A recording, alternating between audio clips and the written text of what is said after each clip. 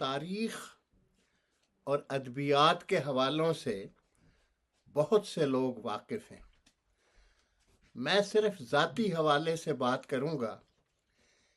کہ ہمارے استاد ڈاکٹر اے بی اشرف صاحب ترکی میں اردو چیئر پر انکرا یونیورسٹی میں وہ گئے تھے اور ایک طرح سے ہمارے شعبے کے اساتذہ کو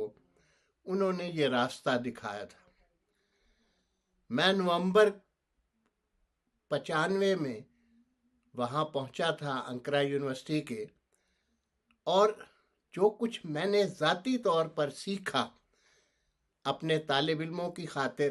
یا اپنے شعبے کی خاطر، وہ میں 2-4 منٹ میں بات کرنا چاہوں گا۔ ایک تو ظاہر ہے کہ وہاں میں نے دیکھا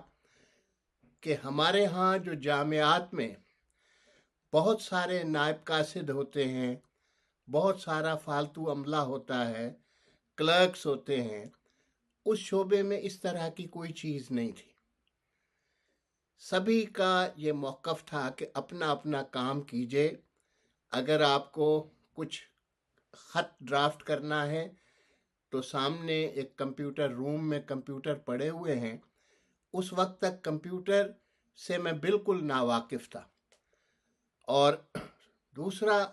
یہی کہ اپنی اپنی کرسی میز کو بھی خود صاف کرنا ہے وغیرہ وغیرہ۔ دوسری بات یہ تھی کہ میں نے محسوس کیا کہ وہاں ترک کسی بات کو اپنے نظریات کے اظہار میں یا اس طرح سے جیسے ہم ایک خاص ماحول میں اپنے آپ کو چھپاتے ہیں، بہت کچھ چیزیں ہم نہیں بتاتے، وہاں کھلی باتیں، جو بائیں بازو کا ہے وہ کھلم کھلا کہتا تھا میں بائیں بازو کا ہوں، جو کمالسٹ تھا وہ بھی اسی طرح سے، اور باقی بھی جو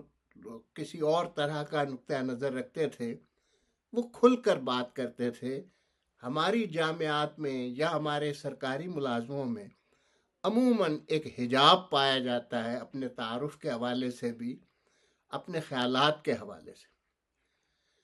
تیسری بات جو میں سمجھتا ہوں کہ وہاں جا کر میں نے سیکھی وہ یہی تھی کہ ہمارے ہاں بہت سی چیزیں ضائع ہوتی ہیں کہ یہ بورڈ آف اسٹڈیز ہے، یہ فیکلٹی بورڈ ہے، یہ ایکیڈیمک کونسل ہے، یہ فلاں فلاں،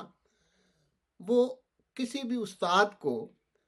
ایک دے دیتے تھے کہ بھئی یہ آپ کو کام کرنا ہے، اگر کنشما ہے آپ کو بول چال تو اپنے سبق آپ خود ڈیزائن کریں۔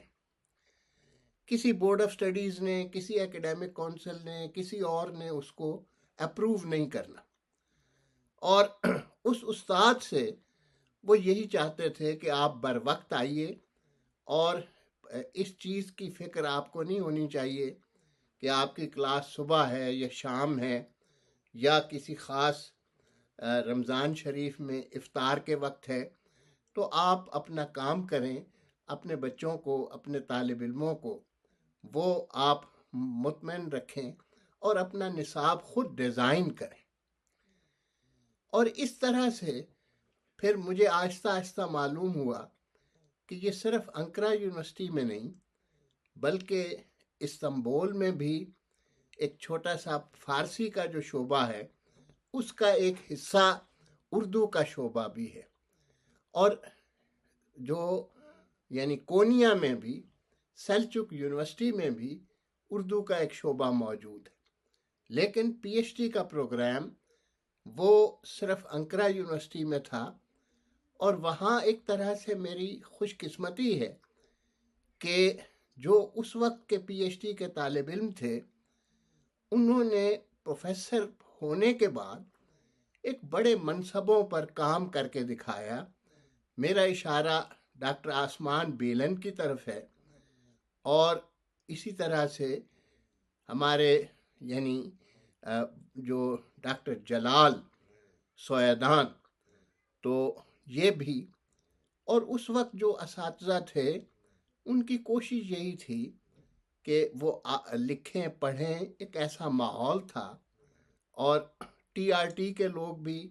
اس میں فرقان حمید بھی تھے، اور ساتھ ہی ساتھ فنون لطیف کی طرف طالب علموں کی بھی رغبت، اساتذہ کی بھی رغبت، اور پھر احساس ہوتا تھا کہ ترکیے میں پاکستان سے تو خیر ایک لگاؤ ہے، وہ ہمارا وہ پرانا، صدیوں پرانا، اور اس کی جگہ جگہ اظہار بھی موجود تھا، لیکن خیال آتا تھا کہ ہم نے مجموعی طور پر یا ہمارے معاشرے نے رقص، موسیقی یا جمالیات کی طرف بہت سارا ایک ذوق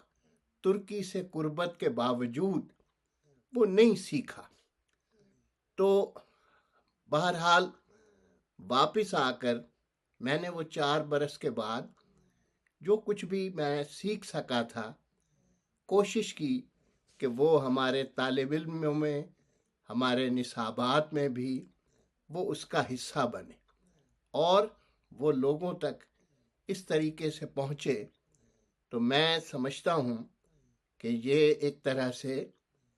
پہلا کریڈٹ ڈاکٹر ابی اشرف صاحب کو جاتا ہے، پھر ان تمام اساتذہ کو جو اس وقت وہاں تھے، اور ان تمام شاگردوں کو جنہوں نے پاکستان سے گئے ہوئے ایک شخص کو بہت کچھ سکھایا۔